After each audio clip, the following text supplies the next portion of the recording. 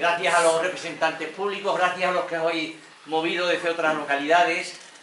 En el Club de Mayores solemos hacer varias excursiones, ¿no? Siempre nos metemos en algún museo. Y una vez estando en un museo se me acercaron dos compañeras y me dijeron, me vieron mirando un cuadro y me dijeron, oye, una pregunta muy inteligente, me dijeron, ¿y por qué es tan importante este cuadro? Yo la verdad es que no supe qué responder, ¿verdad? No supe qué responder. Lo que se me viene a la cabeza es decir, porque sí, pero eso no es una respuesta convincente, ¿no? Entonces quizás la charla, coloquio que Ricardo San Martín nos va a dar esta tarde, nos va a responder a esa pregunta. ¿Por qué es tan importante la pintura y algunos cuadros? Voy a dar paso a Antonio Ballester, que les va a hablar sobre una asociación cultural que está recién creada, que se llama El Robledal, y en el que esperamos que los que estén interesados se apunten, y de paso también va a presentar al ponente, a Ricardo San Martín, que es un vecino de la comarca, igual que Antonio. Muchísimas gracias otra vez y esperemos que lo pasen bien.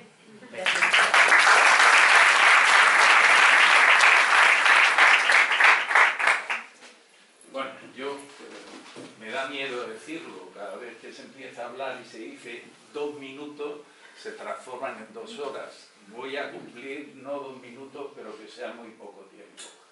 Estamos aquí, yo me uno al agradecimiento de Manuel, a todos los que estáis aquí. Esta es una aventura que ahora os voy a explicar, que nace pues con una vocación de compartir. Es una aventura que nace como un proyecto de un grupo de amigos que estamos interesados en relacionarnos con la gente de esta zona. Somos un grupo de amigos que hemos venido aquí encantados con el paisaje, encantados con todo lo que hay aquí, pero después de estar 20 años nos hemos dado cuenta de que vivimos en un mundo paralelo al real de aquí, de la Vera. Y a mí me parece que eso no está bien. A mí me parece que eso lo teníamos que empezar a resolver. No sé si tiene solución, pero teníamos que empezar a tratar de resolverlo pues con actividades de este tipo. Que nos pusiéramos en contacto y que compartiéramos ideas y que compartiéramos ratos juntos, que yo creo que es suficiente.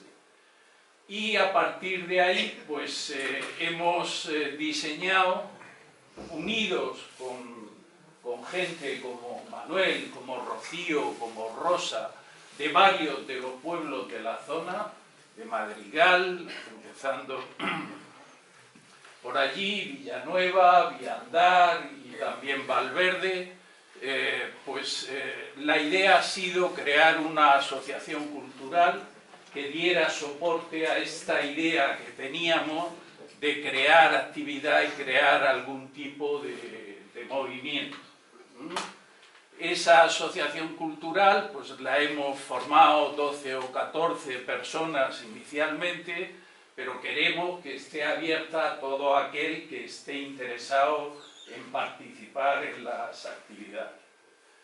Hemos contactado con los ayuntamientos y quiero aprovechar para darle las gracias a la alcaldesa de Valverde y al concejal de Cultura de Villanueva, pues porque yo creo que ellos son también motores de este tema. Y no hay mucho más. Esto se empieza a concretar en esta charla, que el origen ya lo ha explicado Manuel muy bien, y queremos que sean charlas no demasiado largas para dar tiempo a que haya, si no debate, por lo menos intercambio de ideas. Por favor, que no haya ningún tímido. Es decir, cualquier pregunta, fijaros que esta charla surge de una pregunta con una candidez tremenda. Es decir, ¿y por qué esto que yo estoy mirando es importante?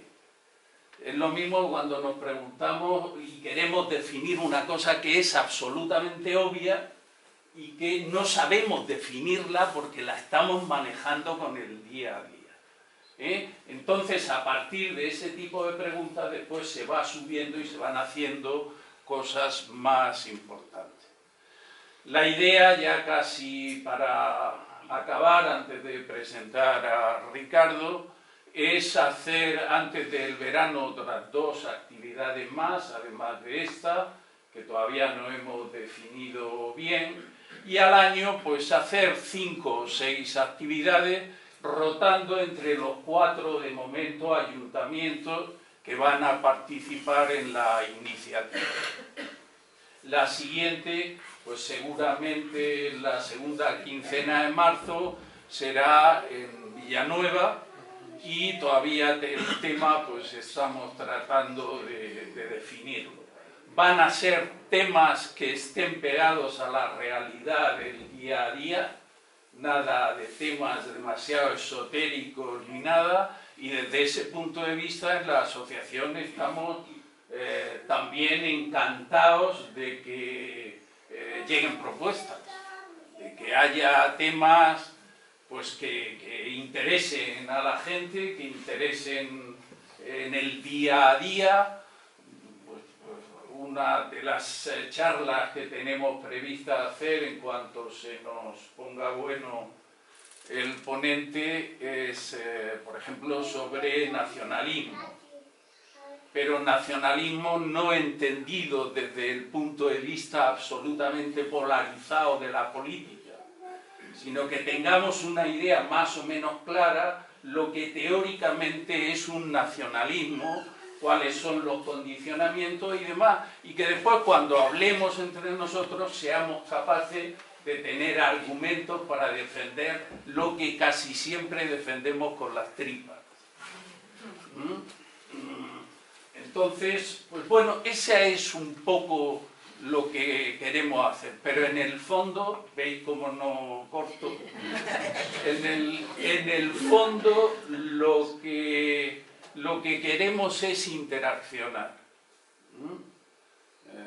Ya alguien me ha oído, a mí me gusta el fútbol y en Madrigal voy a verlo, pero me siento y a derecha, izquierda, delante, detrás, no conozco a nadie, después de 20 años.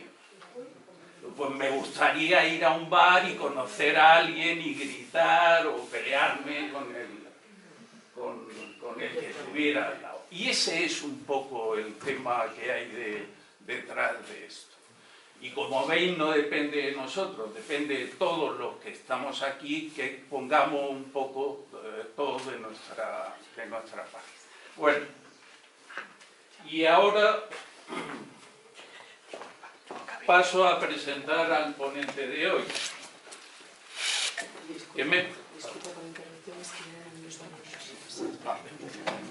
Esto se lo tenemos que quitar. No, no sé.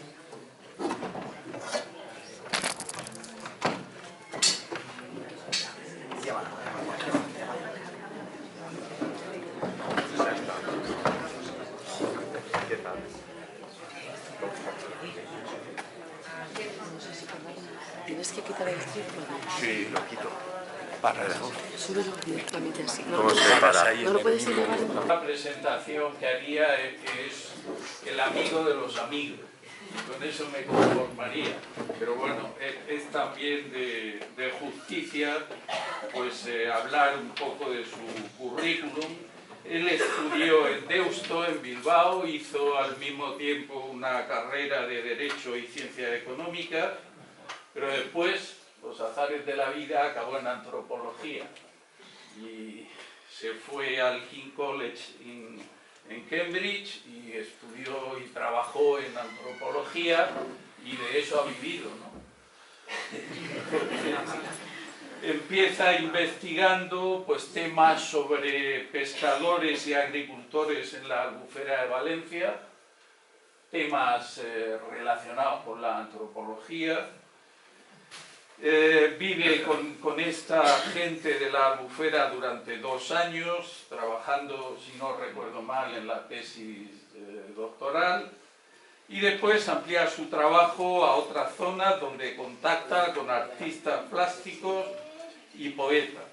Y desde los años 80 investiga con artistas, poetas y creyentes.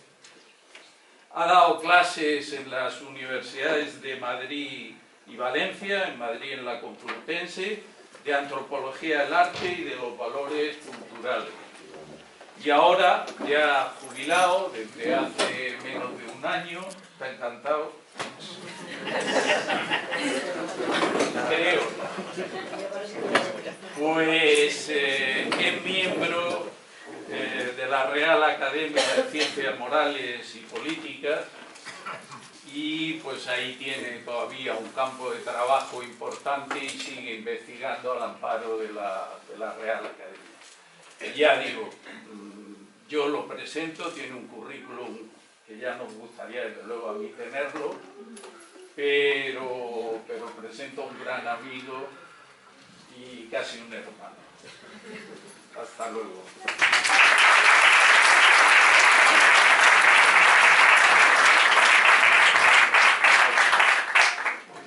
Muchas gracias, Antonio, muchas gracias a la alcaldesa, al concejal de Cultura, a todos los que habéis venido aquí. Yo la verdad es que no esperaba esta afluencia de gente. Lo comentaba antes a un amigo que aquí hay más gente que en mis clases. O sea que encantado de este inicio, de esta iniciativa de Antonio y de Rocío. Es cierto que fue Rocío quien nos dio esa pregunta, que no es fácil de contestar. ¿Por qué miramos un cuadro? ¿Qué es el arte? Son preguntas que parecen sencillas, que efectivamente, como decía Manuel, dices, pues, miramos un cuadro porque nos gusta, claro. Sin duda, es muy cierto, miramos los cuadros porque nos gusta. Pero el problema está en saber qué es eso de gustar. Y cuando repetimos a veces una pregunta, se nos hace mucho más difícil de contestar. Sobre eso, pues, pensamos que quizá iniciar esta asociación, pues necesitábamos un tema, como Antonio decía, un tema que esté cerca de la realidad. En este caso, estábamos todos pensando con Pepe Álvarez Junco, que nos hablara de un tema científicamente de los nacionalismos, pero Pepe está indispuesto, entonces hemos tenido que pensar en otra cuestión. Y el arte es una cuestión muy amplia, que puede interesar a todos. Y dentro del arte pues pensamos en un artista español, don Diego de Silva Velázquez, que todo el mundo lo conoce también, es muy nuestro, que efectivamente no está tan cerca de nuestros días porque ya es un hombre del siglo XVII, pero sus obras siguen estando ahí y podemos ir a verlas, ¿no? Sigue estando muy presente. Y desde luego, si me da tiempo de entrar luego en el análisis de algunas de sus obras, veremos que no están tan lejos de lo que ocurre en la actualidad. Hablar del arte no es tan fácil como puede parecer, porque el arte tiene una cosa muy distinta a lo que estamos todos acostumbrados. Vivimos en una sociedad moderna, una sociedad muy racionalizada, en gran medida, o por lo menos oficialmente todos pensamos que así lo es. Pero el arte no intenta hablar a nuestra razón solamente, sino que el arte sigue otros caminos. Normalmente el arte busca convencernos, no vencernos. Es decir, intenta traspasar la razón y golpear directamente nuestra alma. Claro, eso no es tan sencillo. Por eso decimos, este cuadro, hay que ver qué interesante, cómo me gusta, es que este tío lo hacía muy bien. Es que claro, hay que ver, es que era verdad, que claro. Sí, pero hay muchas cosas que se hacen muy bien y no nos llaman la atención en el mismo sentido. Cuando miramos un cuadro, no lo miramos solamente porque está bien hecho. Esa es una de las cuestiones. Desde luego, que esté bien hecho es importante. Pero hay muchas cosas que están bien hechas. Y sin embargo, no nos basta para identificarlas como arte. Hay alguna cuestión más. Yo creo que necesitamos entender un poquito qué es el arte para poder responder a esa pregunta que parece tan sencilla. Los Los artistas, aunque ellos muchas veces no lo sepan, y aquí en la sala hay alguno por lo menos, los artistas son investigadores de la condición humana. Lo que ocurre es que investigan modo estético, investigan a su manera, no investigan como los científicos, entre los cuales también hay aquí en la sala algunos de ellos, que tienen sus laboratorios y van haciendo sus pruebas y sus mediciones y que objetivan los resultados con otros científicos y que tienen revistas donde publican y congresos. Los artistas tienen también sus congresos o sus ferias, o sus bienales, donde se encuentran unos y otros y donde se pelean desde los orígenes, ¿no? Ya sabemos aquello de París y los impresionistas, el arte moderno, como empezaron algunos a no querer presentar sus obras en el mismo lugar, siempre ha habido estas tensiones, ¿no? Pero desde luego la vía es muy diferente, la del arte a la de la ciencia. En ese sentido requiere algún tipo de explicación si queremos entender el proceso. Esto no quiere decir que el arte simplemente hable directamente al corazón. Esto también hay que cogerlo con pinzas, ¿no? Son muchos los aspectos que hay que tener en cuenta a la vez. El hecho de que el arte nos venza, es que no teníamos tiempo de hablar. No hemos querido recorrer así. Sí. Yo tengo tendencia a bajar la voz y por eso el micrófono. El hecho de que el arte nos venza tiene que ver con nuestra naturaleza humana. Hay muchos procesos en nosotros en los que es necesaria la atención. Entonces, para que captemos una obra de arte bien y sepamos mirarla, tenemos que practicar algún tipo de atención. Esto muchas veces no se da adecuadamente en los museos.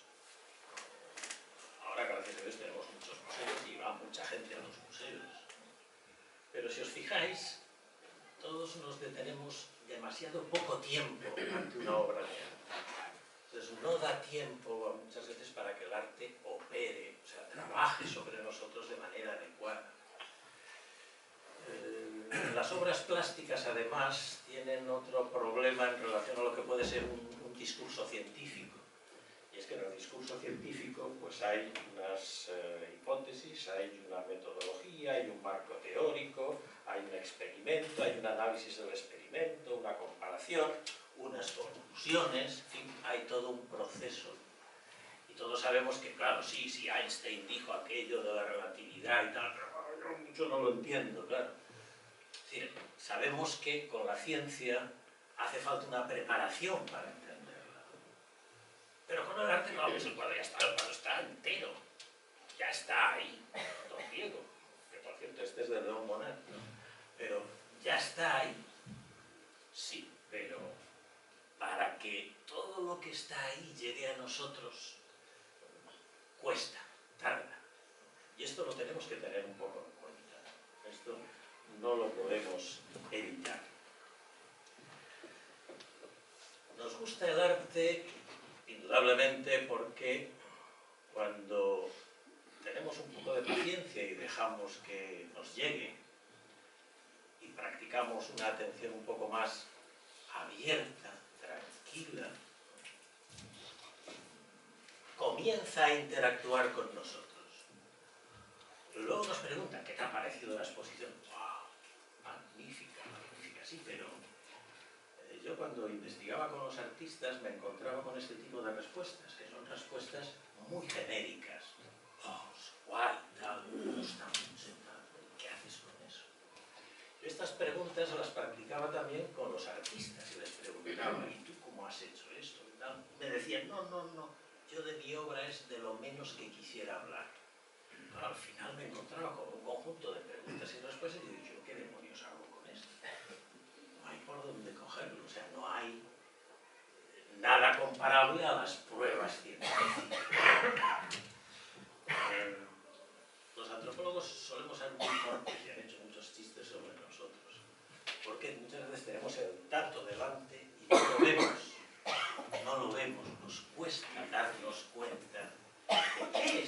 están diciendo. Ese es el primer dato del arte. El arte es inefable. La belleza es algo inefable.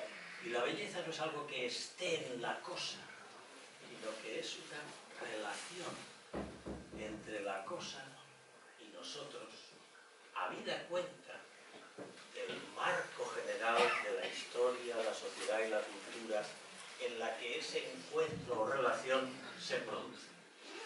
Entonces, claro, bueno, entonces esto es ya un poco más complicado. Lo que pasa es que todo eso se produce a tal velocidad que no caemos en la cuenta. No nos damos cuenta. Pero el que no nos damos cuenta no quiere decir que no ocurra. Sí que ocurre. Pero nuestra mente va a una velocidad asombrosa, sin darnos cuenta.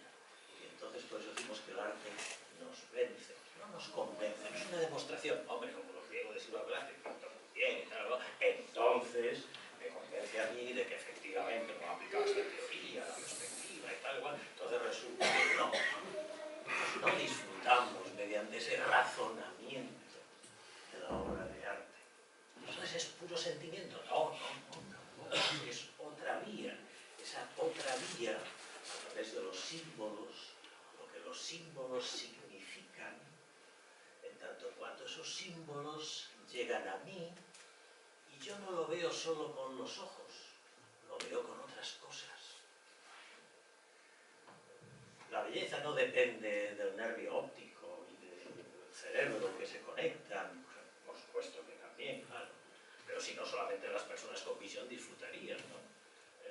Las personas ciegas pueden perfectamente disfrutar de las obras de arte. ¿Por qué? Porque aquello que nos llega es sobre todo lo que los símbolos en la obra de arte significan. Eso es lo que nos golpea, lo que significa aquello. Un cuadro de un artista de la zona, muy bonito, titulado Luna Nueva, es muy simple. Lo ves y es una lámina, color más o menos beige, con una luna redonda negra. Pues simple. Pero claro, se llama Luna Nueva y es grande. Tú lo ves. Es una luna nueva, pero negra. Entonces, claro, eso golpea en el que lo ve. Y el que lo ve empieza a reaccionar. Por supuesto que la elegancia de la sencillez, de la simplicidad es uno de los factores para que nos guste, claro.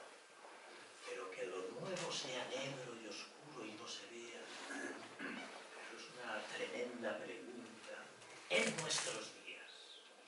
En nuestros días. Por lo tanto, nuestros días, lo que pasa, forma parte de lo que significa ese cuadro.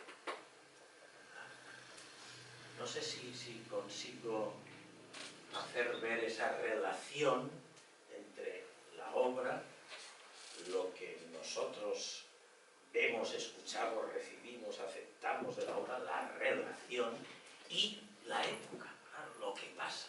Son tres factores los necesarios. Vamos a ver si intentamos ver esto con don Diego de Silva Velázquez, con algunas de las obras. Una de las cosas que yo me encontré, no tanto con don Diego Velázquez, sino con Antonio López, el pintor de Madrid, fue que me encontré al estudiar las obras de López y hablar con él y ver sus cuadros y tal, muchas veces, me encontré con que, poniendo las obras a lo largo del tiempo, había una serie de temas y motivos de sus cuadros que en una etapa estaban como fondo de sus obras y que pasados unos años, eso que era fondo, pasaba a ser primer plano de las siguientes obras. Y caramba, esto claro, solo cuando ves muchas y las ves, intentas fijarte, no es que pasas por deprisa en una exposición y 2-3 segundos, no, claro, tienes que dedicarle un cierto tiempo. Entonces ahí sí que me di cuenta que era algo que se repetía en la obra de Antonio López, ¿no? Los fondos urbanos de cuando pinta, por ejemplo, a su hija de primera comunión en Tomelloso, pues eso luego pasa, el fondo urbano, ¿no? Las calles yéndose al mundo, a ser tema, la Gran Vía de Madrid. La Gran Vía de Madrid son calles y casas.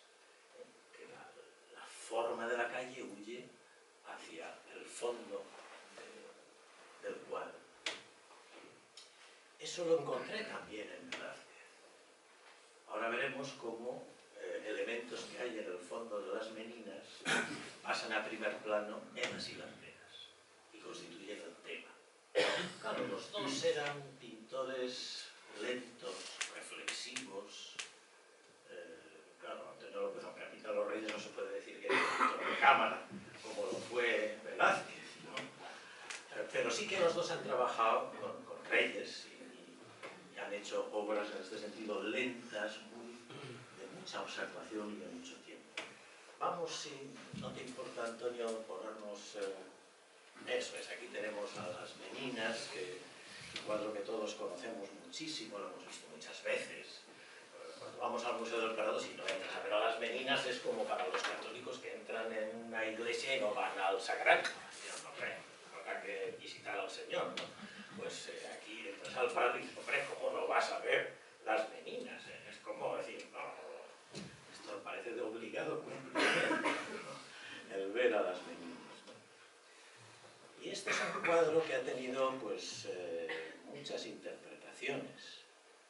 Normalmente siempre se ha dicho que es que, claro, a Felipe IV, el rey que reinaba entonces, en el siglo XVII, en esos años del 1620 y tantos a 1656 es esta obra, sí, lo hemos puesto ahí, 1656. Pues tenía muy buen gusto, le gustaba mucho la pintura, le gustaba ir al taller de Velázquez a ver cómo pintaba, y entonces esto refleja, pues, que está don Diego de Silva Velázquez pintando un retrato de Felipe IV y Mariana de Austria, y entran en el taller la infanta y las meninas, que son las cuidadoras, que entran a ver cómo está pintando a sus padres. Esta es la interpretación tradicional que se ha dado del cuadro de las meninas, una interpretación muy ingenua, que desconoce mucho cómo era la mentalidad, la cultura, la sociedad de 1656. Claro, porque lo vemos, está muy bien pintado, nos gusta y tal, claro, la monarquía, el artista y tal, claro, la heredera de la corona, esa niña de 5 años ahí en medio, que es el centro del cuadro, la luz central va a la infanta Margarita, y claro, pues ahí parece que eso es el tema, ¿no? Eso es muy propio del barroco. Barroco, de la época de entonces, claro, es una mentalidad muy distinta de la nuestra. Yo a veces he pensado que si don Diego de Silva Velázquez levantara la cabeza y viera cómo nos tratamos, acabaría horrorizado, claro, diciendo, esto es España, qué sitio tan horroroso, tan poco educado, tan indigno. Estaría asustado, ¿no?, de la falta de cuidado, de elegancia. Aquí todo el mundo habla de una forma a su nivel. La verdad es que el pueblo llano en 1656 fuera tan digno como en el estrato social en el que él se movía, ¿no?, obviamente. Pero desde luego la diferencia sería muy notable. La mentalidad era muy otra. En el barroco la disimulación es uno de los elementos importantes. Las cosas hay que decirlas, pero de una manera indirecta. Eso de decirlas de manera directa, con una falta de educación. ¿Quién diría que en este cuadro hay un comentario crítico a la situación política del momento? Ese es el contenido de las meninas. Pero claro, no aparece a primera vista. Claro, Velázquez diría, hombre, ¿cómo voy yo a decir eso? De esa forma tan brusca, como si fuera, no sé, pues, un periodista de una tertulia del siglo XXI. Claro, no, eso es impensable. La mentalidad era otra, completamente distinta.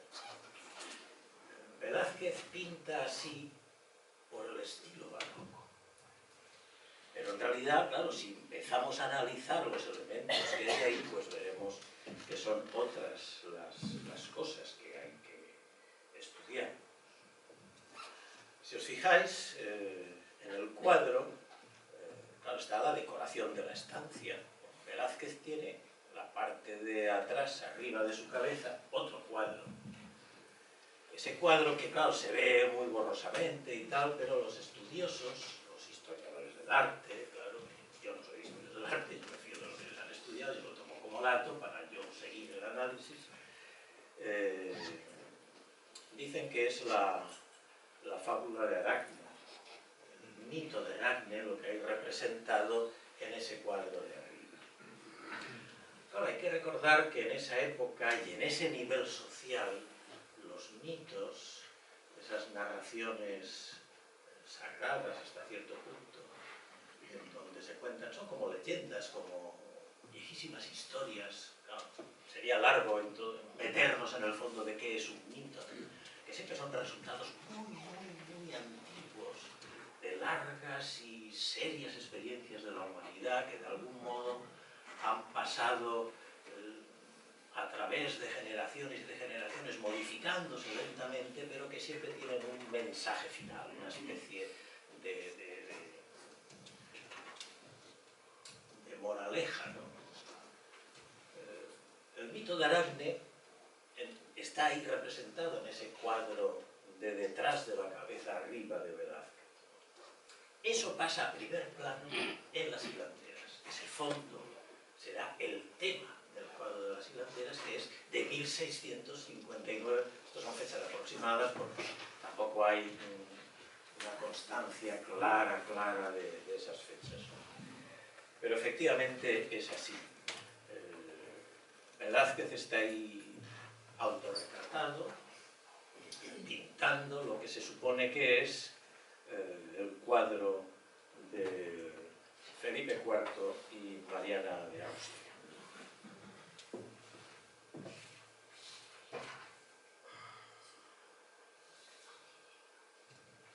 En realidad, podemos pasar al de las hilanderas, Antonio, por favor.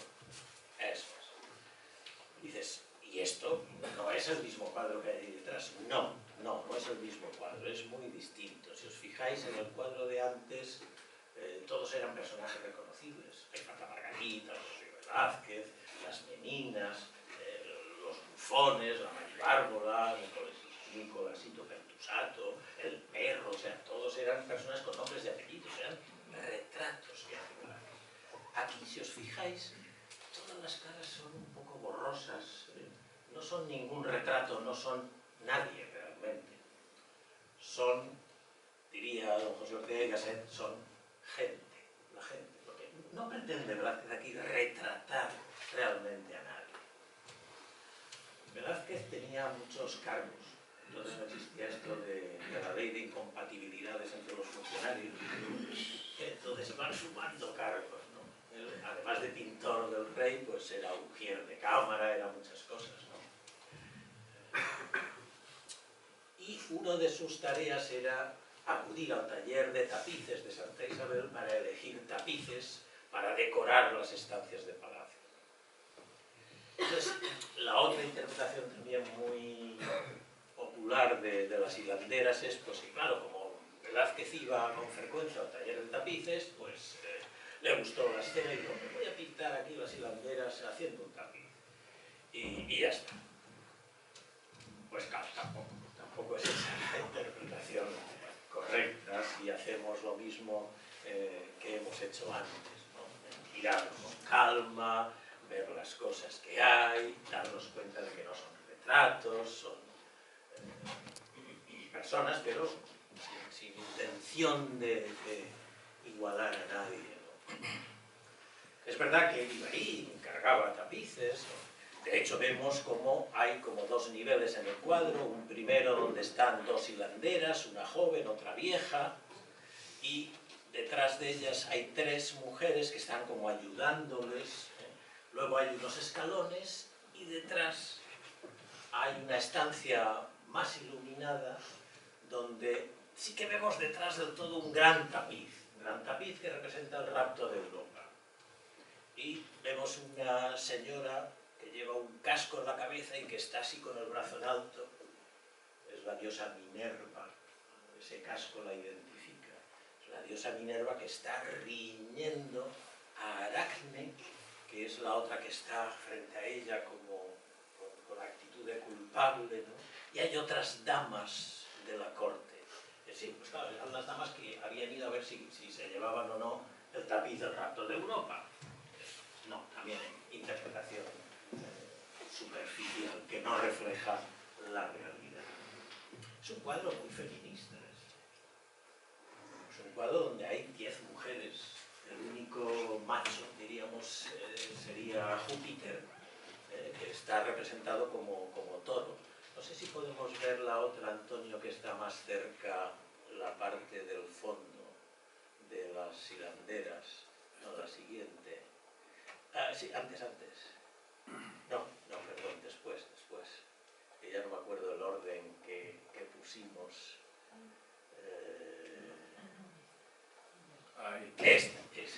La última. Esta de aquí, que veis, es el fondo aquel ampliado para que se vea mejor. Efectivamente vemos aquí a Júpiter.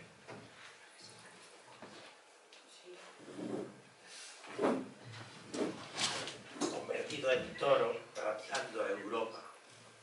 Júpiter, que es representado como un toro, veis los cuernos, el ojo. Claro, está un poco tapado por el resto, pero es Júpiter como toro raptando a la joven Europa. Volvemos entonces a las hilanderas. Ahora todos estos cuadros os diré por qué los vamos a usar para entenderlo. También hablaremos de la Venus. Y veis también que hay unos escalones enormes y una especie de violonchelo, una lira, apoyado en una silla. Aquí, un instrumento musical apoyado en una silla. Ahí. Nadie lo toca, nadie lo hace sonar, está ahí apoyado en la silla. Las hilanderas están ahí. ¿Qué dice el mito o el relato, la fábula de Aracne? Aracne era una joven que sabía tejer muy bien y que hacía unas cosas muy bonitas, que ya estaba pues, muy pagada de sí misma, muy orgullosa de que era la más guay del Paraguay.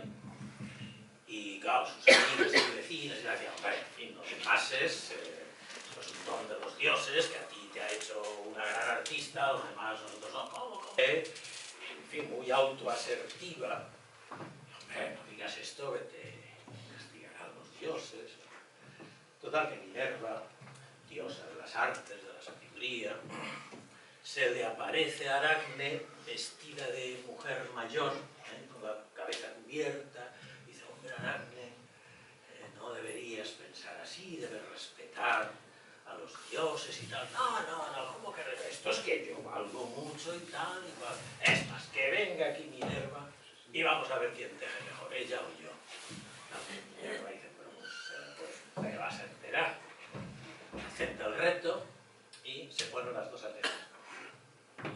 Mientras Minerva teje tapices en los que alude al respeto a la autoridad, respeto a los mayores, el respeto a los principios, a los dioses, y los castigos que tienen los hombres por no seguir, digamos, esto de inclinarse ante los dioses, no se le ocurre otra cosa a Aracne que hacer tapices donde denuncia la religiosidad del padre de Minerva, de Júpiter, y los otros vicios de los dioses.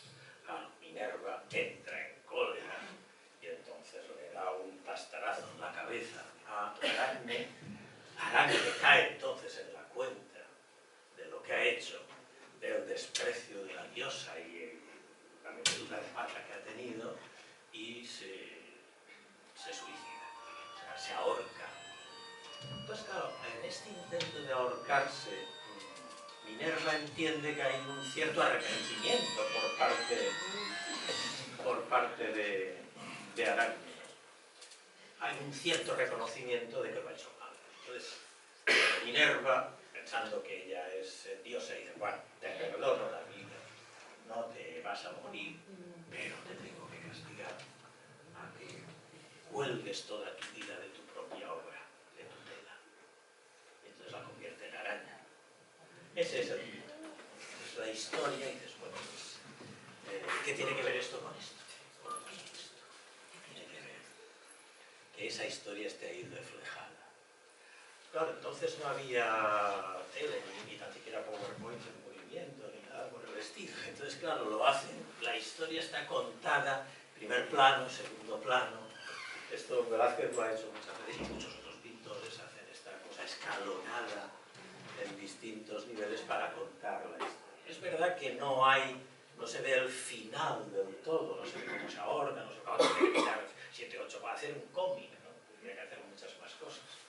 Pero eso es suficiente, porque no, tenemos que pensar que estos cuadros no estaban destinados al Museo del Prado, no estaban destinados a salir en internet y a bajarnos de la red y que los viera todo el mundo. Estamos en el siglo XVII. El contexto ese era la corte. Era la corte. Y los señores de la corte eran los que veían eso. Y esos señores sí que sabían de mitos. Cuando Velázquez muere y se hace el archivo de sus bienes, sorprende la cantidad de libros que tiene sobre arte, sobre mitología, pocos de religión, sí de mitología clásica, y muchos espejos. Él usaba mucho los espejos para pintar. Quiere decir que efectivamente los usuarios de esas obras de arte entendían lo que significaban esas cosas. ¿Cómo sabemos que efectivamente ahí se está representando el mito de Aracne? Por muchas razones. Entre otras porque efectivamente vemos a una joven y a una vieja tejiendo. Pero claro, llaman muchas cosas la atención. Ahora no os llama. ¿Qué os llamaría la atención de ese cuadro?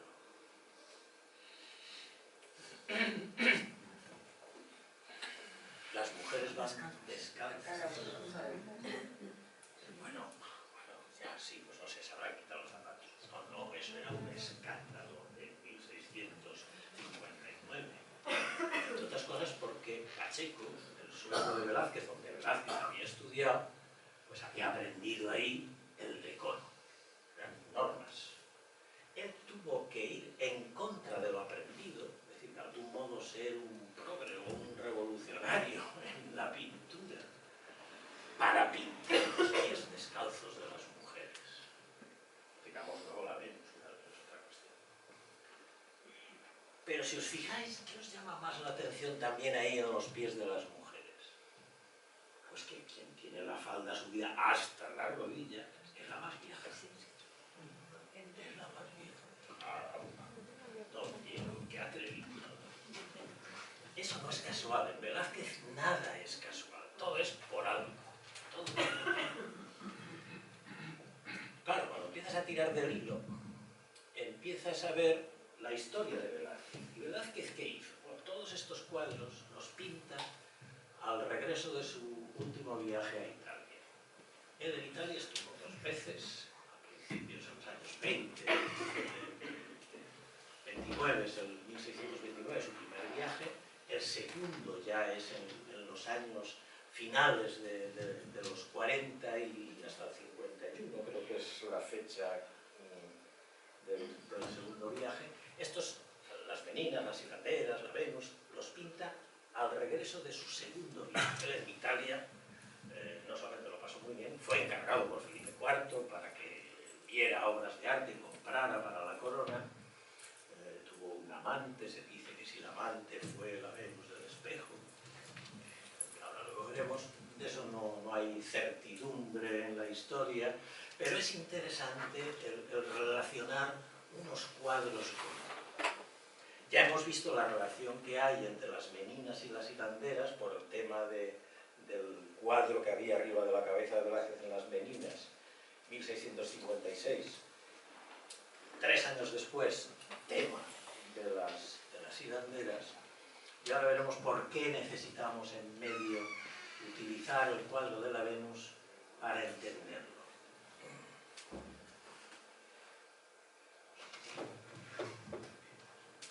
En este cuadro, otro de los elementos que denotan que sí que es Minerva, la hilandera vieja, es esa escala que hay detrás. Esa escala, si os fijáis, está estratégicamente puesta detrás de la cabeza de la hilandera vieja. Es la escala de la sabiduría. O sea, Velázquez nos da pistas para que podamos captar los significados que hay ahí. Y entonces reunirlos, y eso es lo que significa, nos impacta. No solamente es que está bien pintado, los colores bien distribuidos, de vez en cuando un poco abigarrado. De hecho, hubo una época en el Museo del Prado, le añadieron arriba una parte más alta con una especie de prolongación que realmente, si comparáis las dos imágenes, el cuadro respira mejor. Es un término que a veces utilizan los historiadores, el cuadro respira mejor, porque tiene como más espacio. Aquí está todo un poco apelotonado, las 10 mujeres ahí un poco apelotonadas en las hilanderas. No es esto una crítica al gran maestro, ¿verdad? Simplemente constatar, diríamos, que lo importante no son esas cosas, sino lo que significa. Y es lo que significa, lo que nos provoca a nosotros nuestra relación con el cuadro y el detectar el mensaje que nos habla al fondo de nuestra alma. ¿Qué es lo que aquí se está diciendo? Pues que Velázquez no lo tuvo del todo suficientemente claro en las Meninas y sintió la necesidad de seguir con las hilanderas. Y aquí redondeó el tema. Entonces volvamos a las Meninas para ver un poco. Iré acabando, voy y vengo entre unos y otros porque necesitamos interpretar los 3 cuadros a la vez, porque están relacionados entre sí. Esto es una cosa que me lo dio también el trabajo de campo. Los artistas me decían continuamente que ellos no trabajaban en un cuadro, lo acababan otro, lo acababan otro, lo acababan. Trabajaban muchas veces con varios cuadros. Trabajaban por series, me decían, por colecciones. Y es cierto que los artistas, si observamos su trayectoria, muchas veces hay cambios de estilo. En el caso, claro, es excepcional, no todos cambian tanto, pero va por épocas. Es decir, lo cual quiere decir que el trabajo que ellos hacen no es este cuadro y punto. Pasamos página y vamos a otra cosa. No, está relacionado un cuadro con otro. Entonces también conviene a la hora de entenderlos y de disfrutarlos, relacionarlos nosotros un cuadro con otro. Entonces, con las Meninas, esa interpretación que se daba de que han ido a ver como Velázquez pintaba en su taller no es correcta. ¿Por qué? Si os fijáis, nadie mira cómo está pintando. Está mirando a nosotros, a los espectadores. Y no, claro, es que ahí estaban los reyes. Y por eso los reyes que estaban ahí, donde estamos nosotros, se reflejan en el espejo. Mentira. Tampoco es correcta esa interpretación. Vamos a la de los rayitos, Antonio.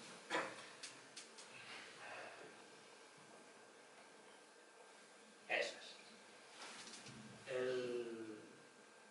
Las líneas de la perspectiva confluyen en el codo de aquel señor que está en la otra puerta. Es decir, no es realmente el espejo reflejo de aquí. Si el espejo hubiera estado donde está el señor de la escalera, sí.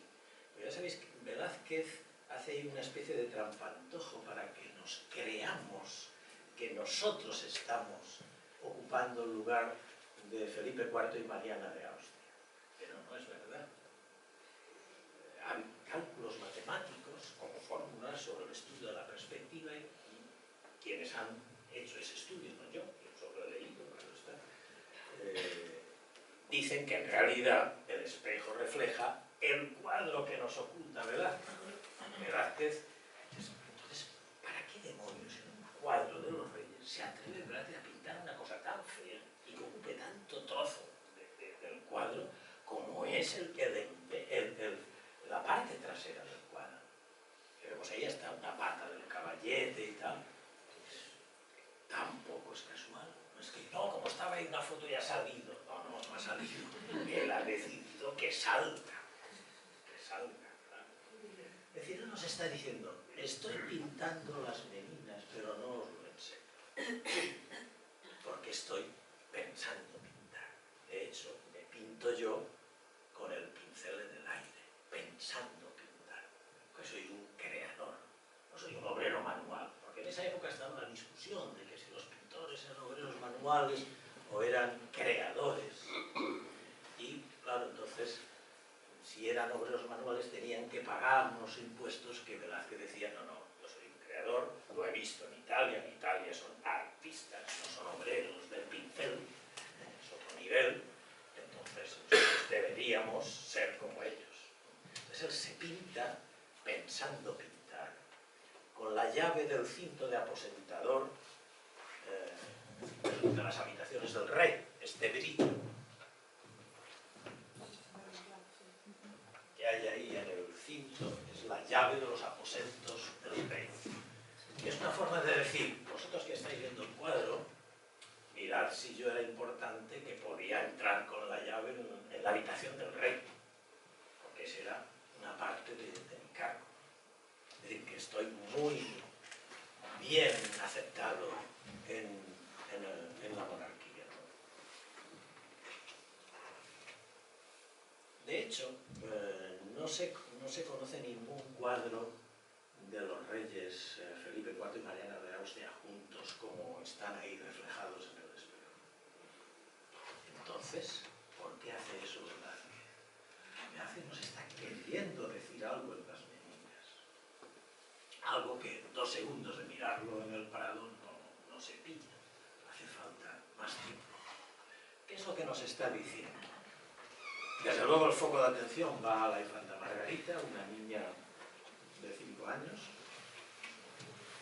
en una época en la que ya ha muerto el príncipe Baltasar Carlos, que era el heredero de Felipe IV, que por eso Felipe IV se casa con Mariana de Austria, porque era la prometida de Baltasar Carlos. Al morir Baltasar Carlos, su tío Felipe IV, mayor, comprometido con la casa de Austria, pues se casa con la que iba a ser su nuera.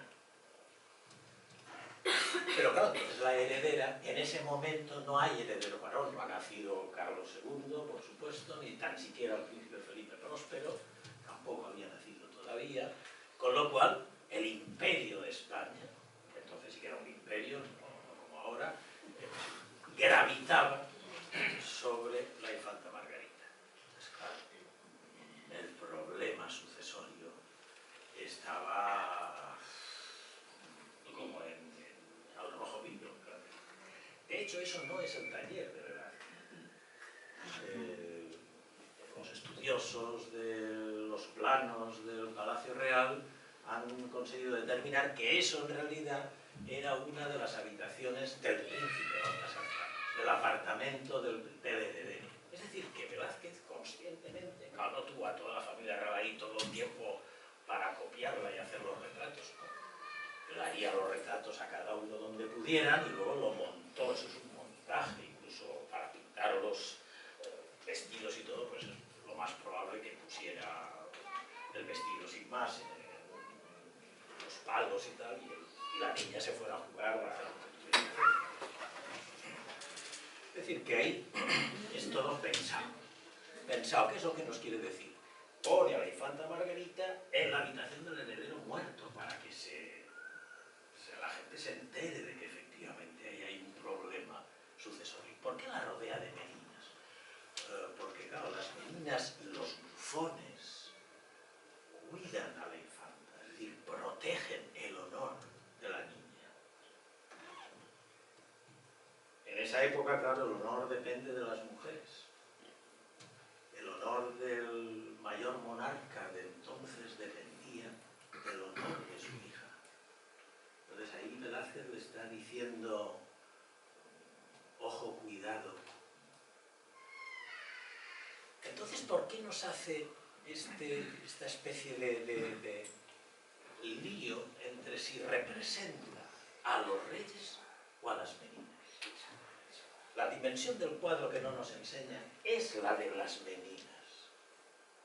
Es decir, las meninas está dentro de las meninas. Es un cuadro como una muñeca rusa que se contiene a sí mismo dentro del cuadro. Entonces te digo, ¿por qué Velázquez hace esto? Es un tío muy sesudo, hablaba latín, francés, italiano, español, por supuesto. ¿Por qué todo esto? Todos los pocos datos que hay de Velázquez en la época lo presenta siempre como un hombre muy sesudo, muy intelectual, muy sabio, muy estudiado. ¿Por qué nos hace todo esto? porque nos está diciendo a la vez que es el retrato de los reyes y es las meninas. Entonces, esa es la ventaja del lenguaje plástico. El lenguaje plástico, decía antes, se ve todo a la vez, de repente. No es como el lenguaje hablado, que yo tengo que decir sujeto, verbo y predicado, porque si lo digo todo a la vez, voy a parecer Ozores, ¿no? Que luego se me montan las palabras y no se me entienden. En el lenguaje plástico sí que se puede decir varias cosas a la vez. Entonces ahí no hay que elegir. ¿Cómo lo sabemos? Yendo a la Venus del espejo.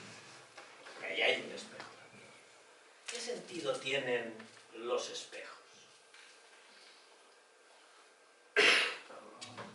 Son muchos cuadros. Ahí está. La Venus del espejo, dices, bueno, pues todo el mundo dice lo mismo. Hombre, sí, la Venus del espejo, pero hay que ver qué fea.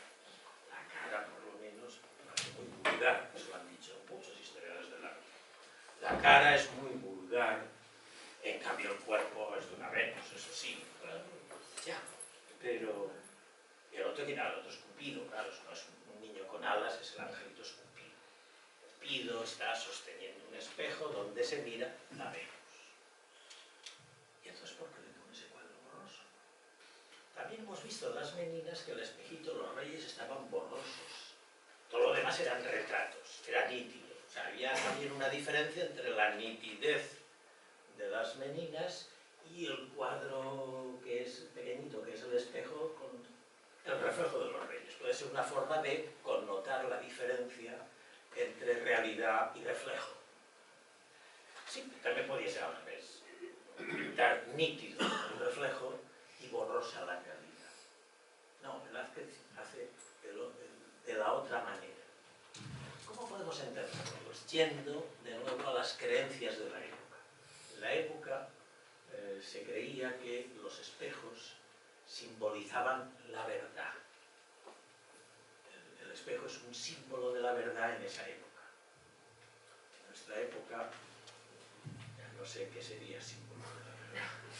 Desde luego no la televisión, no los espejos, eso debemos mirar. Pero en esa época sí, los espejos eran el símbolo de la verdad. Es decir, no, es un mensaje muy interesante el que nos dice la verdad es borrosa. Lo otro es un mito, la Venus, Cupido, de existir. Lo que entendemos por existir es un mito. Es un mito, el mito de la Venus, Cupido, claro, son mitos antiguos. Sí, pero los mitos están más claros y nítidos que la borrosa realidad. Es un mensaje muy interesante el que nos dice Velázquez. ¿Y entonces eso qué? ¿Pero entonces qué es? ¿Es la Venus o es una mujer vulgar, una aldeana, como criticaban los historiadores del arte, la que está ahí reflejada? Pues de nuevo, tenemos que recordar que es un mensaje plástico, no literario. Por lo tanto, no es incompatible las dos verdades a la vez. Es una mujer corriente y es una Venus. Entonces, ¿eso cómo se digiere? Pues en realidad el significado sería que cualquier mujer, por aldeana, vulgar que sea, cuando se mira en el espejo del amor, se siente como una Venus. Eso ya me parece más interesante. Pero claro, entonces ¿eso es verdad o es mentira? No, es ficción. Es ficción. La ficción no es mentira. Es una verdad crítica. Es una verdad crítica que acude a la ficción para tener la libertad de crear un mensaje nuevo, distinto, y retratar, como decía entonces, el alma. ¿Cómo retratas el alma? Así. El alma la retratas así. Utilizando una ficción, claro. Ese es el sentido que tiene el uso que hace Velázquez de los espejos. Podemos volver a las meninas y entonces entender. ¿Pero qué está pintando Velázquez en las meninas? ¿Está pintando a los reyes o está pintando a las meninas? Como parece ser que el reflejo lo dice. Pues no hay que elegir. Está pintando las dos cosas. Es que las meninas del retrato de los reyes. ¿Qué quiere decir eso? Como decía antes, nunca se ha encontrado retrato de Felipe IV y Mariana de Austria. ¿No ves que hubo un incendio en el Palacio Real? ¿Se perdieron algunas obras de Velázquez? Sí, pero no se perdieron los archivos, y en los archivos no consta retrato del rey y la reina juntos. Es decir, eso es un invento intencionado, claro, nada era gratis en Velázquez, era todo con intención.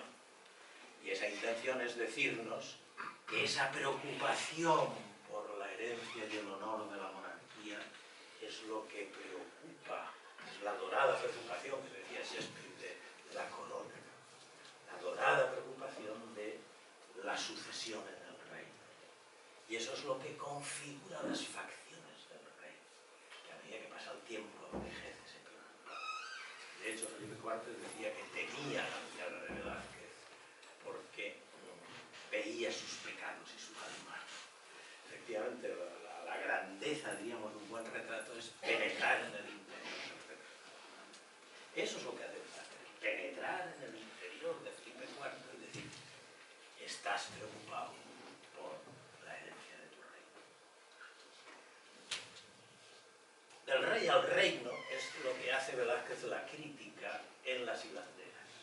Si os fijáis, ahora podemos ir a este intermedio que están también los ignudi. Ese que están los dos, a ver si podemos sacarlo, o sea, los ignudi y las hilanderas. Estos son los desnudos que hay en el techo de la Capilla Sistina, que en realidad se fundan en un dibujo previo que hizo Miguel Ángel, en este caso es Miguel Ángel, que un siglo antes en la Capilla Sistina. Miguel Ángel pintó son unos cartones grandes que él pintó para un encargo que tenía de otro noble, en rememoración de una batalla, pintó, vamos a ese que parece a lápiz, como veis es muy parecido al desnudo que hay a vuestra izquierda. Vamos y venimos hacia 1507, lo pinta Miguel Ángel, un cartón para fresco que iba a hacer, pero que finalmente no se hizo. Como veis es igual que aquel de allá, es prácticamente la misma posición, las piernas, el brazo, todo es igual que aquel de allí. Son prácticamente idénticos, ¿no? Y ahora, Antonio, si podemos ir al de... Sí, vamos al que estaban los... ¿A cuál? A este... Aquí, vale, aquí este mismo nos puede servir, sí. Como veis, la posición de la hilandera vieja es la misma de la de aquel soldado, que es la misma del desnudo de la Capilla Sistina. Es la misma. Cuando Velázquez está en Roma, el Papa le da las llaves de la Sistina y dice, sí, se puede ir a copiar el trabajo de la Capilla Sistina, entonces no había artistas japoneses, entraba el sol y se ponía a copiar. ¿Por qué? Porque copiando todos aprenden de los maestros. O sea, no es que estemos acusando a Velázquez que lo vamos a suspender porque ha copiado, no. Es que era la forma de aprender. Y él entró y copió a conciencia los desnudos de la Capilla Sistina. Y los usa aquí. ¿Por qué los usa? Pues es una ciudad. Porque los profesores, cuando hacemos artículos, citamos, ¿no? Como dijo fulano de tal, el gran filósofo tal, o el gran literato tal, citamos, entonces nuestro argumento queda como más sólido con la cita del autor. Son citas plásticas, no son escritas, son plásticas. ¿Por qué? Porque entonces significan algo. Vamos ahora a... Bueno, no, está aquí el de Robeta, sí. Cristófano Robeta hace este grabado que está en la biblioteca del Museo del Prado, que es nada, pues el castigo de Adán. Como se ve claramente, Adán estará castigado a ganarse el pan con el sudor de su frente, ahí está tocándose la frente, la azada abajo, y Eva a los hijos, el hijo en brazos, y el uso para hilar. Claro, eso del uso de hilar, yo no digo que Velázquez copiara esto, pero es una imagen muy repetida y que está presente en forma de grabados en muchas de las iglesias que Velázquez visitó en sus viajes a Italia. Tanto en Venecia o en Bolonia, que son ciudades que él visitó. En esas iglesias hay representaciones muy parecidas a esta del castillo de Aranieva. Entonces, si nos fijamos en la hilandera vieja y en Eva, la posición coincide y coincide con la del soldado. Es decir, ¿qué hace Velázquez en las hilanderas? Que funde varias citas, y eso es posible con el lenguaje plástico, en una única figura. Esa figura tiene tanto de Minerva como del soldado como de Eva. Está fundiendo mitos cristianos de Adán y Eva y mitos paganos de Minerva y Aracne para significar esa conversión de los soldados en mujeres. Y era feminista, no pensamos en 1659. Eso era una durísima crítica. Es decir, que los soldados españoles se estaban convirtiendo en mujeres. Eso era una crítica tremenda. Es decir, que realmente Velázquez en las hilanderas nos está diciendo que el imperio español está entrando en decadencia, está en peligro, está escorando por su enorme tamaño y que vamos a acabar colgados del tamaño del imperio, como Aracne. ¿Por qué? Porque estamos siendo demasiado ambiciosos. De hecho, el conde duque de Olivares le decía a Felipe IV que si su majestad hace todo lo que tiene que hacer, será el mayor emperador del mundo, que es la tentación de la serpiente a Eva. Está recogiendo Velázquez esas ideas para hacer esa figura. Claro, esa figura representa la tentación de Eva de la ambición, la tentación de Aracne por la ambición y el travestismo de los soldados convertidos en mujeres. Con lo cual Velázquez está condensando, digamos, su mensaje. Dos preguntas. En la hilandera joven, que estaba a la derecha nuestra, hay una figura de Miguel Ángel que da igual que esa hilandera joven. Sí, claro. Son los dos desnudos, claro. Es que son soldados, son los dos soldados convertidos en mujeres. Ah, son los dos. En los Ignudi, si Antonio es tan amable, no se ha cansado de él. He dicho que era un buen amigo, pero No te ha pasado de eso. no te pasa. Me he pasado. ¿Dónde querías? A ver, hay una hilandera ahí a la derecha, la joven es igual al otro soldado. Es que si os fijáis, el asiento, las piernas, el brazo, todo es igual. No, pero podemos ver el soldado. Ahí sí. Miguel Ángel un poco más exagerado, más tenso. Velázquez más flemático, relaja un poco la musculatura. Esto se ha convertido en mujeres también. Pero no es que es la misma, los pies, el brazo. Es la misma figura. Y esa distinción que Velázquez hace a los listos de la época, a los que habían viajado a Roma, a la alta sociedad, a la corte, para que se den cuenta de lo que significa. Son soldados convertidos en mujeres. Y esta mañana me contabas cómo Goya tuvo que exiliarse de España por pintar la maja desnuda. Pero 100 años antes, no, o 100, no me acuerdo, sí, 150 años antes, había pintado ya Velázquez la Venus desnuda. Y no tuvo problemas. Bueno, eso tampoco se expuso de una forma La gente no lo vio. tan conocida. Es que no es conocido. Es que las obras, estas obras no estaban en el público. No había museos. La creación de los museos es posterior, pues era privado. Lo tenían allí en la habitación privada.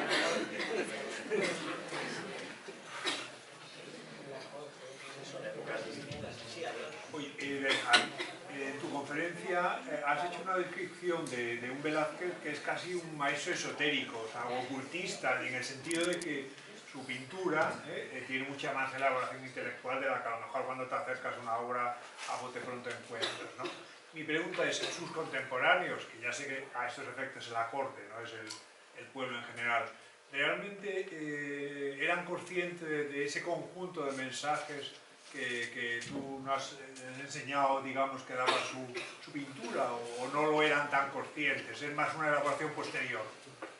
Bueno, no tenemos datos de que ellos lo interpretasen así, claro está. O sea, registros históricos fehacientes de eso no tenemos suficiente. Tenemos algunas palabras del rey donde él sí que reconoce esa visión interna que tenía Velázquez del propio manera de ser, espíritu del rey, ¿no? Esas preocupaciones del rey. Descripciones de Palomino, por ejemplo, sobre Velázquez también lo reflejan, que efectivamente ven así. Es decir, que hay ciertos datos que sí. Obviamente hay que interpretarlo y hay que tirar del hilo de lo que hay, pero claro, esa interpretación lo que intentamos es enmarcarla en una situación lo más amplia posible y en una comparación entre las obras para poderla proponer como hipótesis de interpretación. Pero claro, seguridad histórica no tenemos. Hemos podido entrevistar a la gente, los datos son pocos. Así como con Goya sí que hay muchos más datos ya escritos y palabras de Goya, cartas, etc. Vamos, mucho más actual Goya. Con Velázquez pues tenemos muchos menos datos. Hay una parte que claro es interpretación mía, pero vamos, yo creo que es fundada en los escritos de los historiadores del arte, aunque los historiadores del arte, por ejemplo, ellos sí que reconocen que efectivamente está inspirado. Ellen Harris ya dice que efectivamente está copiado de los desnudos de la Sistina. Bueno, es que no hay más que mirarlo, y sabiendo que él tuvo la llave y todo, y pero está claro, o sea, no es posible dudarlo. Ahora ellos lo constatan y no interpretan. No sé, yo me atrevo, no sé si mal o bien, pero a decir, hay que ir más allá. Hay que intentar sacarle el jugo. ¿Eso qué demonios? O sea, ¿por qué lo hace? Porque podía haberlo pintado de otra manera.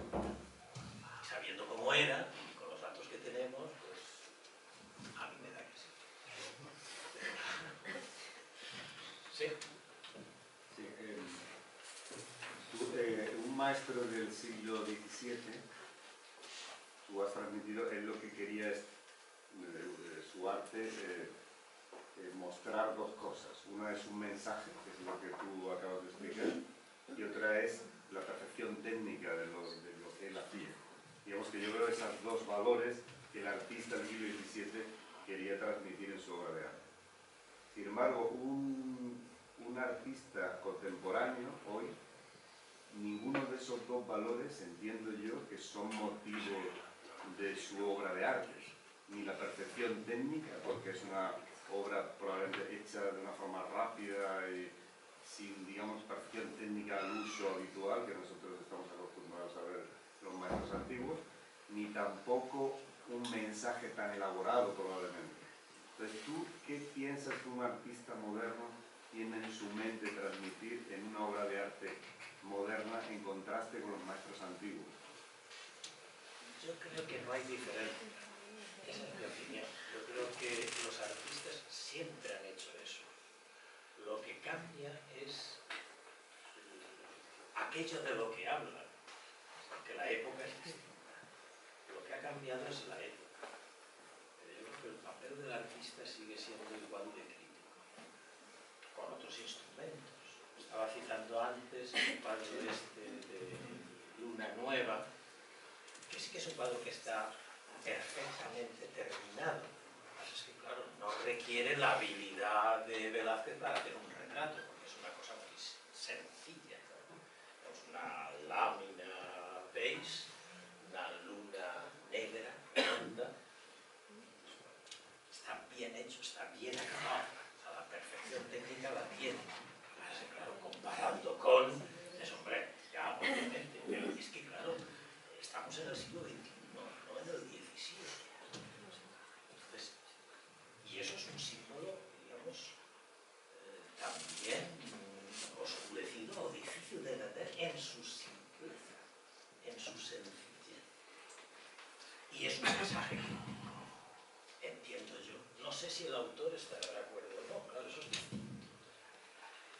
porque los artistas cuando trabajan no pueden tenerlo todo claro. O sea, si lo tienen todo claro, no les sale. Yo eso lo he comprobado multitud de veces, es prácticamente una constante etnográfica en todas las entrevistas que he hecho a pintores, poetas, escritores, actores.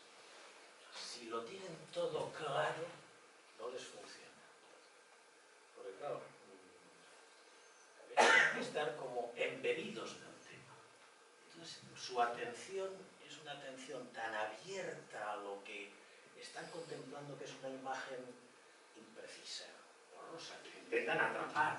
Cuando los poetas me decían, claro, es que te viene, te llega una imagen, los músicos dicen, no, es que me vino una melodía. ¿Qué interés tiene eso? Claro, cuando haces muchas entrevistas y las transcribes y las copias, entonces te das cuenta. Cada vez que el artista se acerca al hablarte a ti, del momento de la creación, la forma gramatical cambia. Pasa de sujeto agente a sujeto paciente. No es yo que hago, sino me pasa, lo sufre. Y eso pasa siempre, siempre. Entonces, claro, ellos no lo tienen consciente, no dicen, una vez eso ha ocurrido, entonces sí, a por ello. Pero la clave está en que previamente hayan tenido esa inspiración, que es un 1% y luego el 99% es transpiración, de acuerdo, pero sin ese 1% ya puedes trabajar y trabajar y trabajar que aquello no funciona. Entonces yo creo que eso pasa siempre. Ocurre que, claro, la época es muy distinta. La época es muy diferente. Ahora es verdad que tiene que ser rayajos, salpicaduras, en el expresionismo hay mucho... Pero claro, esa vitalidad. Compara las obras de Tapis y la edad. Cuando Tapis se hace mayor, ya no le sale tan bien porque falta esa energía del brochazo que salpica y despida, es juventud, es otro espíritu en la mancha, en el trazo, el ritmo que tiene el trazo, la mancha, ¿no? Hay un espíritu, una vida, y eso se transmite. Y claro, lo que nos gusta es esa vida. La vida nos llega, nos llega. Y no nos llega porque dices movimiento, no tal, luego conclusión, hay vida. No, ha llegado de una forma brutal, ¿no? O sea, yo no la he deducido la vida, sino que la he visto, la he captado ahí en esa salpicadura, en ese trazo. Y no es sencillo hacerlo. Hace falta mucho entrenamiento. Pero tampoco es sencillo verlo. Ya. Quiero decir, porque probablemente tú estás hablando desde el punto de vista del artista, pero sin embargo, los que vamos a ver una exposición o vamos a ver un cuadro, cuesta mucho fijarse y darse cuenta de eso.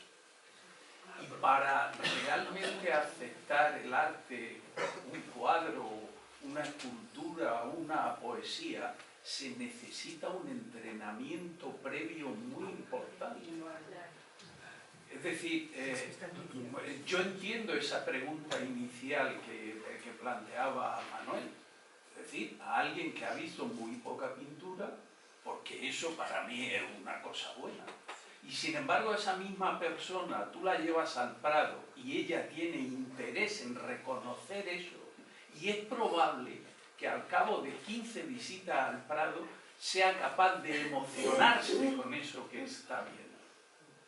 Y eso al margen de lo que Velázquez pensaba que criticaba a los demás. Al margen, sí, totalmente. Claro. Eso nos pasa como en la ciencia. Más que en la ciencia estamos acostumbrados. Tú eres científico, sabes, te pones a explicarme a mí algo de física, de los metales y de las bacterias y tal, y yo digo, vale, porque lo dice Antonio. Pero claro, yo tendría que estudiar mucho más.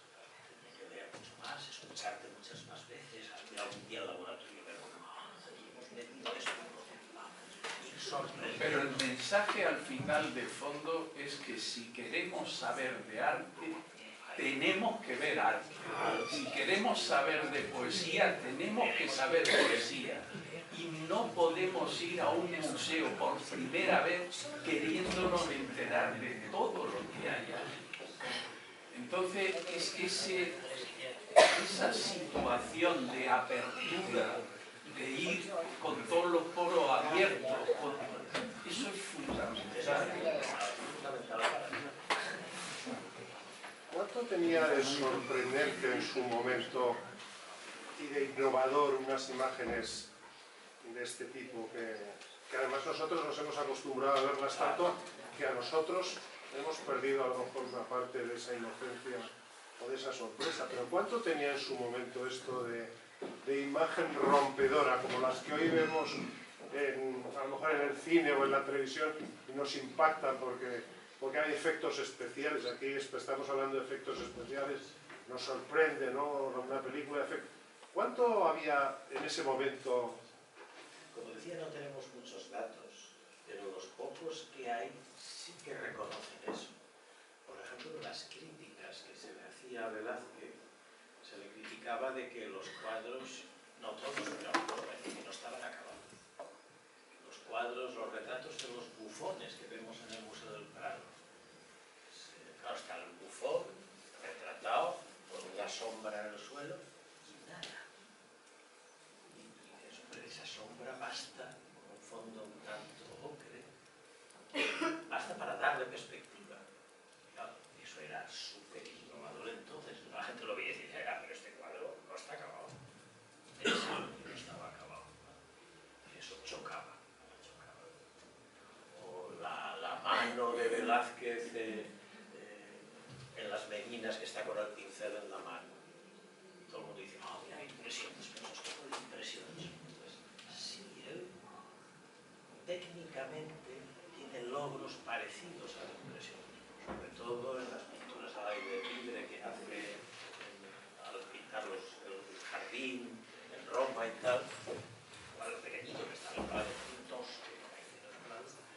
sí, pero no es, sobre todo en el caso de las meninas, por ejemplo, no es que él lo hiciera por las ideas impresionistas, pero claro, chocaba. Él pintaba con espejos, por eso había tantos en su casa cuando murió, porque él pintaba con retrovisor.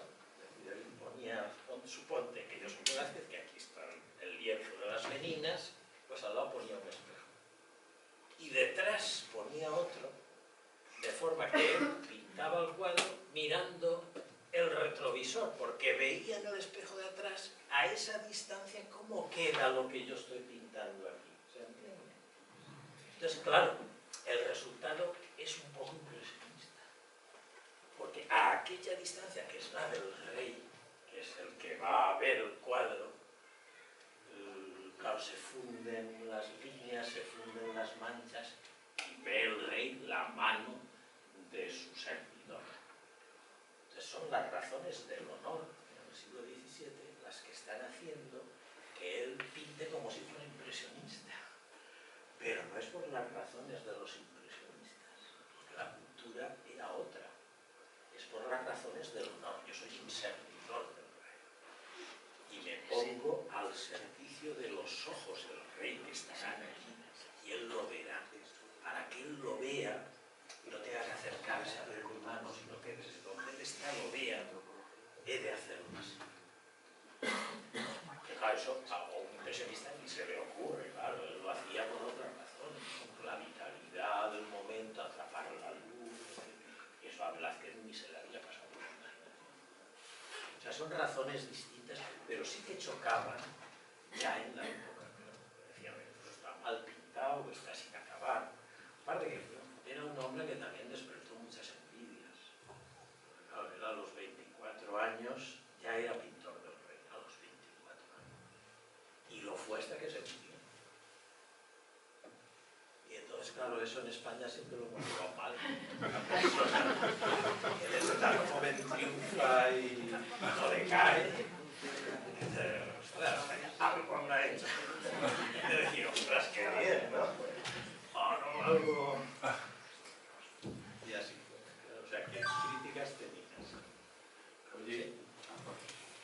Yo salgo de esta charla completamente acomplejada porque yo he ido a los museos en Madrid y ahora reconozco que he mirado pero no he visto. Bueno, yo hablo de mí, Entonces, yo voy a, pongamos que yo voy a ver una colección concreta, pues sobre todo esas colecciones privadas que tienen esos cuadros que los tienen solo para ellos y yo para mí son unos egoístas, que solo los ponen 2 meses en la CaixaForum o donde sea, y yo veo el catálogo, quiero ir. ¿Qué me tengo que preparar para disfrutar de ello? Otra conferencia. Hombre, Wikipedia es un primer recurso, pero el autor y ver la época, pero... Vale, eso ya es como elemental, ¿no? Pero venga, más detallitos. Libros de historia del arte, hay algunos muy buenos,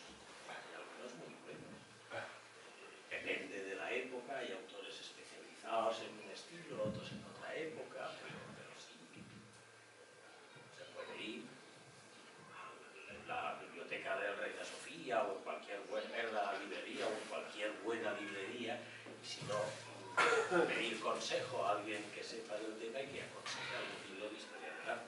Luego hay hasta libros especializados en autores y algo de historia también para conocer la época, ver qué pasaba.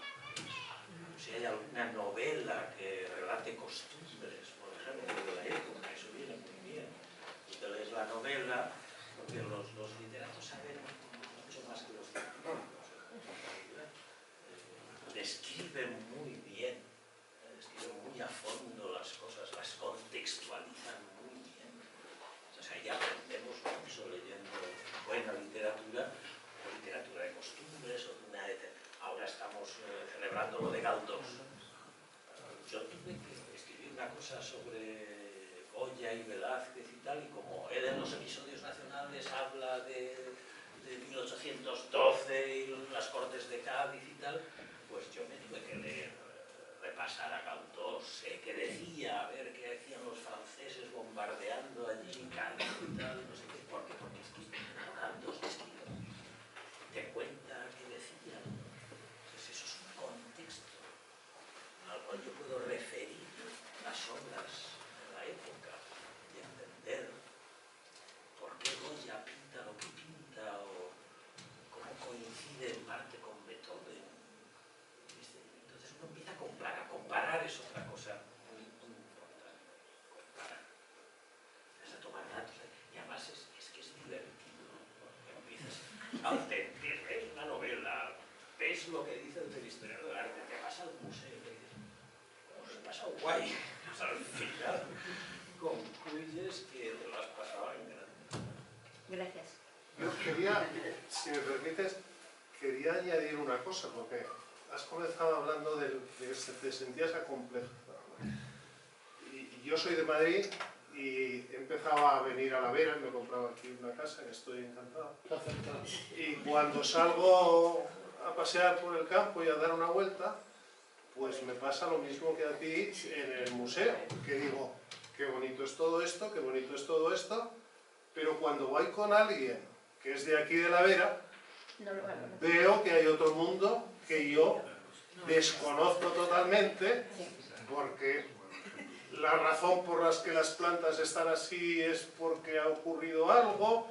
Cuando miro la sierra y veo las nubes siempre me equivoco, pienso, no, esto es que viene lluvia, y me dicen, no, esas nubes no traen, eso es aire, eso. No, y entonces me pasa lo mismo, cada uno en su territorio, en su que está acostumbrado, lo ve de una manera, o sea que lo que quiero decir es que de acomplejada, nada, porque si no me tengo que sentir yo más acomplejado. Hay que pasar un buen rato viendo las meninas. Yo todavía no he comprendido lo de los animales. En las hilanderas el gato y en las meninas el perro. Pues eso yo tampoco sabría. Como diría un verato. Eso del gato y el perro. En principio formarían parte de lo doméstico. El perro es un perro que guarda también, que avisa, que protege. El gato, no sabría ya decirlo. Hay muchas más cosas que no he dicho porque no hay tiempo realmente, pero interesantes. Claro, junto al gato hay una bola de lana que está al pie de la delantera vieja y eso tiene su cosa. Eso tiene su cosa. Es otro guiño que hace Velázquez para que sepamos que efectivamente es Minerva la que está ahí. Y por eso le ha destapado toda la piel. Porque Minerva es otra virgen madre. Minerva fue cortejada por Hefesto y ella rechazó a Hefesto. Todos estos son mitos, claro, son historias violentas de este tipo. Entonces Hefesto la masturbó y lanzó su semen sobre la pierna de Minerva. Entonces Minerva se limpió con lana la pierna y la arrojó al suelo, un gruño de lana al suelo. Y de ahí nació un rey, Erictonio, rey de Atenas. Entonces, eso está también en las hilanderas. Pues claro, redunda también en el problema sucesorio. Aparte de que es otra pista para que sepamos por qué la hilandera vieja tiene la pierna de esta manera, porque era Minerva. Ahora, el gato que está al lado, ya no sé ¿qué haría? Algo había olido el gato. Oye, también, sí. tú estás... perdón. No, si te iba a preguntar, ¿tú crees que Velázquez es uno de los mejores pintores que ha habido nunca en la historia de la pintura? Yo creo que sí, pero yo no soy historiador del arte. Ya. Pero para ti sí que puede ser así. Yo creo que sí. ¿Y por qué? ¿Qué por qué? Hombre.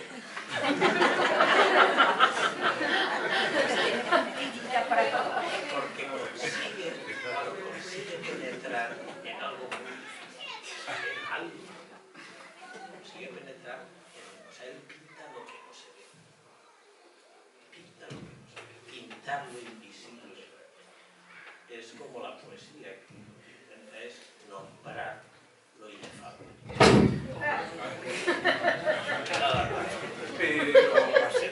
Pero técnicamente también es bueno. Sí, técnicamente sí.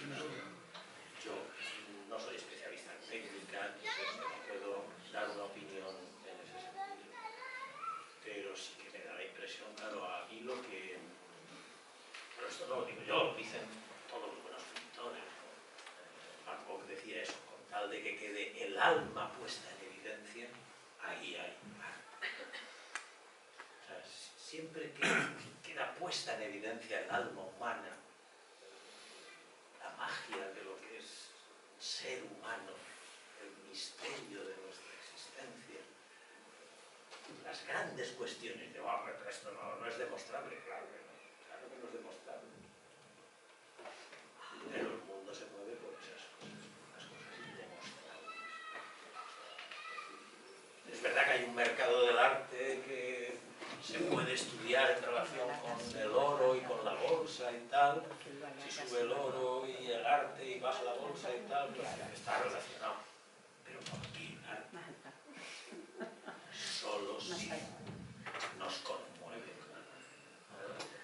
En el cuadro de las Meninas, bueno, o yo no lo he escuchado, no has dicho quién era el hombre que está en la puerta, que tiene como una posición muy importante en el cuadro, porque es donde está la perspectiva y tal, y no sé quién es. Es otro aposentador, que se llamaba también Velázquez en uno de sus apellidos, pero que no eran familia. Y está un poco indicando, está una figura un tanto gallega, con perdón, no entiende a qué me refiero, que no sabe si sube o baja. Está en la escalera, esa ambigüedad del otro aposentador, que podríamos pensar que anda subiendo escaleras, en el sentido sentido de que es otra referencia a esa ambición, a ese subir y subir.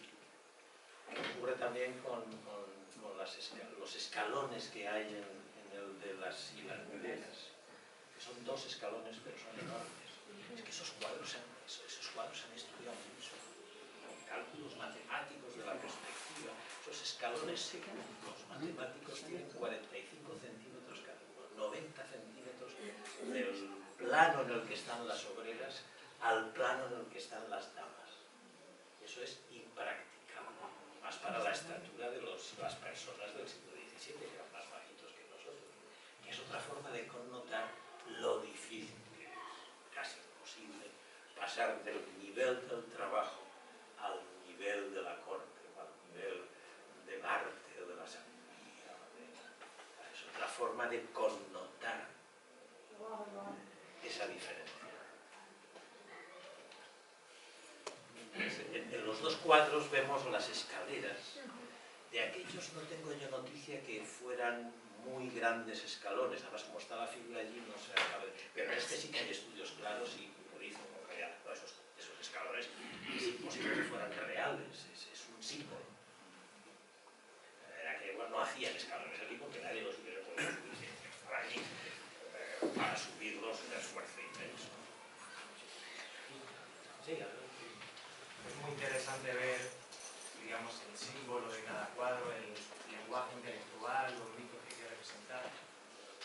Pero en lo que comentamos de llegar al alma o al, digamos, a traspasar. La gente quiere salir, quiere aspirar a más, quiere el lujo, quiere el estilo de vida de rentas.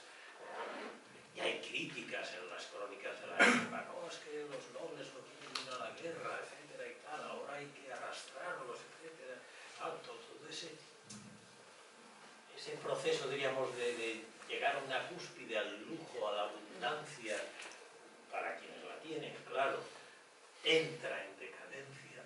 Entonces Velázquez, que estaba toda su vida en la corte, al lado del rey, de la gente noble, claro, eso lo percibía, claro. No es que él se sentara junto al conductor y vayas a hablar de política, no. Pero todo eso se palpa y se percibe. Entonces, claro, se da cuenta. Un hombre inteligente, sesudo, estudioso, observador. De hecho, no hay prácticamente datos de los encargos de las obras de Velázquez. Le encargaban hacer un cuadro para tal sitio, las medidas y tal, y eso sí, a donde que para ello tenía que ir. Las medidas, por ejemplo, estaban en el despacho de verano del rey. Pero más allá de eso, él lo hace, por eso es Velázquez, claro, porque piensan que un gran artista hay que respetar su capacidad, que por eso se lo encarga él. No es un encargo que le dice ni tanto de azul, ni tanto de dorado, y tanto, no. No le dan tantos encargos tan específicos, ¿no? Son encargos, pero con mayor libertad, porque por eso es Velázquez. Se puede crear de una forma más libre que otros. Entonces, es verdad que nos ha quedado poca obra de él, es un pluriempleado. Murió por haber ido a la isla de los Faisanes con el rey, y hay un resfriado que no veas, y vuelve porque tenía que construir esta especie de arquitecturas efímeras de madera y tal, hacer los decorados, estas cosas. Tan currante, claro. Y yo resfriado, y un largo viaje a Vidasoa y esas cosas, pues claro, ya no había ave entonces tampoco. De ahí ya no sabía. Bueno, antes estaba hablando de que Velázquez, estamos hablando de él, hizo varios viajes a Italia, viendo la Sistina, viendo los dibujos que estaban en la Sistina. Digo yo, en aquellos años, en aquellos siglos, ¿los artistas se copiaban entre ellos? En aquellos siglos y ahora. Siguen copiándose de algún modo. En algunos casos hay copias más, como este caso, por ejemplo, se ve muy claramente. Hay una mayor. Pero sí a alguien que reconocías como mejor que tú, más sabio, más experto, más mayor. A base de copiarlo, pues tú vas haciendo tu mano, vas viendo dónde está la dificultad, en qué se fija, vas aprendiendo a base de hacerlo, como nosotros hemos aprendido, en nuestro caso en la universidad, pues leyendo autores y en qué se fija y cómo lo hace, qué mira, por qué voy a hacer lo mismo, copias el método. Eso llega, así que vamos a filosofía de la ciencia, ya sea a otro nivel. Ahí hay paradigmas científicos, o sea, modelos de formas de trabajar. Los modelos son, la ciencia cambia a partir del cambio de los modelos. Eso se aprende entrando en un equipo de investigación con tu maestro que dice, ahí te acostumbras a una manera de mirar, a una manera de hacer. Porque estoy viendo que las figuras que hay en los cuadros de las hilanderas, puesto de otro lado de Miguel Ángel, hay una similitud en la forma que tienen, que parece que son iguales. Si esto fuera en esta época de aquí, ¿no podía ser plagio? Bueno, ese es un problema. El problema está en, por ejemplo, los plagios que tanto han salido en la prensa normalmente son de ideas, de teorías o de logros científicos. Claro, porque no se cita. Esto no es un plagio, sino una cita. Lo que pasa es que es una cita plástica. Entonces, claro, tú no puedes ponerle ahora las dos hilanderas y ponerle unas comillas a la obra, te cargas el cuadro. Pero deberían ir entrecomilladas y a pie de página. Véase Miguel Ángel, Sistina, tal, 1500 y pico, claro. En la plástica eso no es viable, claro. Ahí entramos en otro problema, un problema más jurídico en el presente, ¿no? Que se ha dicho, no, es el cuadro falso más que el plagio falso. Sí, es que hay un tema importante en este asunto, que es el tema del grabado. El grabado es el instrumento para difundir imágenes y sobre eso se crea. Entonces, no es plagio, sino que es la manera de trabajar y transmitir. Esa es la gran base por la cual aparecen iconos y digamos, iconografías fijadas en distintos autores aquí en el Nuevo Mundo, en nuestro caso, ¿no? Porque ese es el instrumento para difundir. Y en ese sentido no es plagio, no es la manera de trabajar. Oye, no sé si deberíamos ahí. En fin, gracias.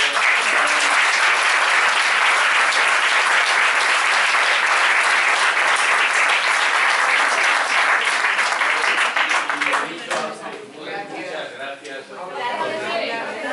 Y esperamos veros en la próxima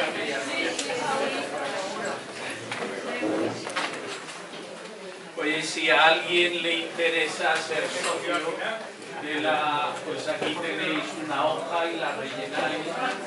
No hemos puesto cuota de momento, si la ponemos será mínima. O sea que si a alguien le interesa... ¿Sí? Sí, sí.